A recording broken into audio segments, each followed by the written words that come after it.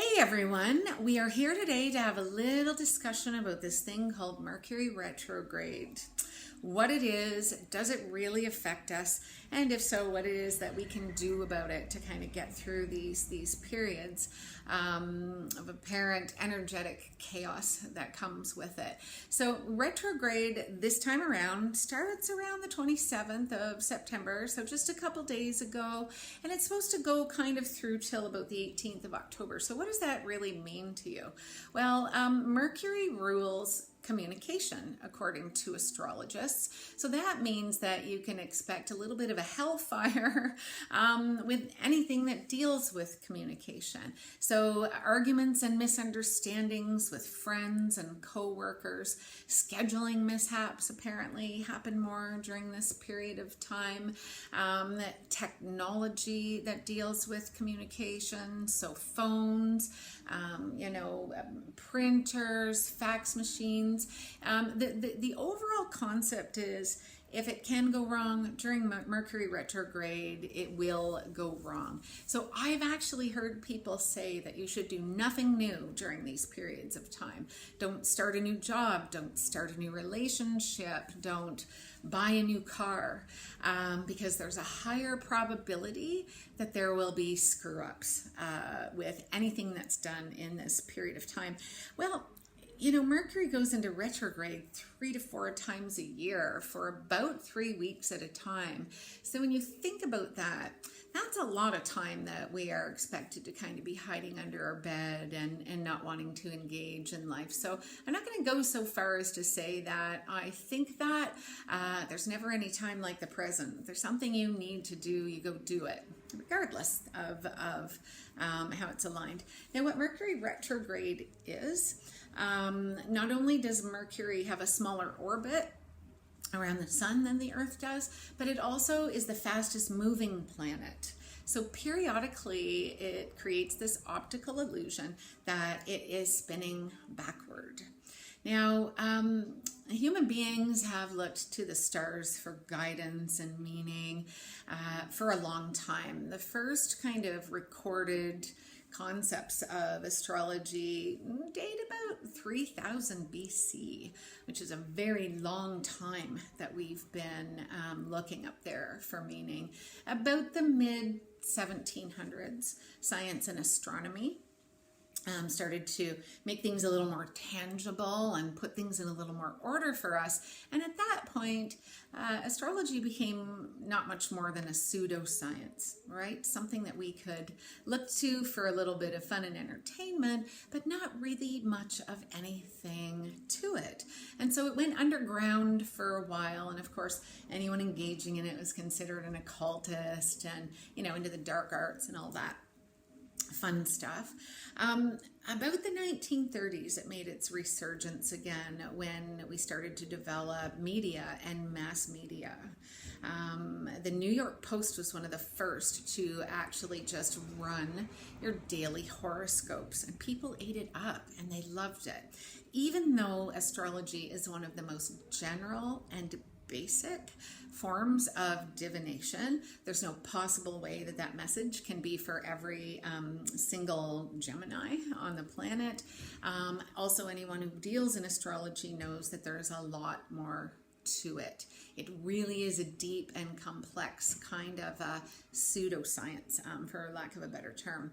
Now, there has never been any proof or any scientific study that's been able to show that the alignment or misalignment or the movement of any planets really has anything to do with what we're doing, our personalities, our energy levels. So, if you're procrastinating and lazy, it's not because you're a Sagittarius. It's because you're deciding to procrastinate and be lazy. So that's not necessarily affecting us in the way we might think. However, the placebo concept helps us understand that our belief that it is affecting us is what can therefore manifest and almost attract things to us. So if we see a problematic period coming up, we are more likely to recognize problems or take things that we would otherwise handle better and compound it and make it into a bigger problem. So I'm going to say though, I have definitely noticed during periods of retrograde, more things do and can happen. Computers just shutting down, again, phones dropped in toilets. Miscommunication and things happening. I'm also the woman who openly admits to seeing invisible people. So that has just been some of my experience of it. So here's where I want to go with this. I don't believe that planetary alignment or an optical illusion is truly somehow energetically going to cause things to go wrong for us. I think that would be kind of an unfortunate truth to move into. But collective psyche and collective consciousness is co-creative.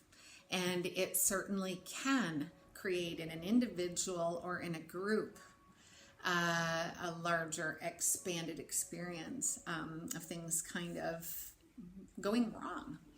So astrology is a really profoundly fun, creative way to look at probabilities within ourselves, probabilities and tendencies in others. It's a very complex, again, like I said, pseudoscience, and it's a fun form of divination. But just like my readings, it doesn't represent some ultimate truth. It can lead us toward probabilities, possibilities, and tendencies. Your free will is ultimately bigger than all of it. And so it's important to remember that the best tool that you will ever have to determine your future is your free will and your intention. At the same time, I am not discounting that things can go a little bit wonky during this period of time and in different cycles in our life. So ways to cope with this? Lots of them. Do something meditative. And by that, I don't mean sitting down and clearing your mind. We are Westerners. We are not going to learn anything about ourselves or any of this by trying to clear our mind down to zero. It's calming, but we're not learning anything by that. And things that are meditative can be gardening or painting or running, being in nature. Do things that keep you connected. There's all kinds of other amazing things that we can do, from crystal therapy to aromatherapy, listening to binaural waves for relaxation. Everything gets worse at night. Whether it's anxiety or cold, everything seems to get worse at night because we're not as distracted and our brain is starting to slow down. So binaural waves and subliminal tracks for positivity, for peace, for healing. All of these things are things that you can do. These are also all things I would suggest to do all the time. So that's just my little bit of thoughts on Mercury retrograde. Of course, you need to decide for yourself what it is, what it means to you, and how it affects you, and what you're going to kind of do to keep yourself grounded during this period of time. Many of you might just want to plan a nice party for October 19th. Look at it this way: if all your stuff breaks down, it's just time that you needed new things anyway. So anyway, off I go. Got a lot to do here today. Have a wonderful day. Stay sane, stay kind, stay classy, love one another, and I will see you all again really soon.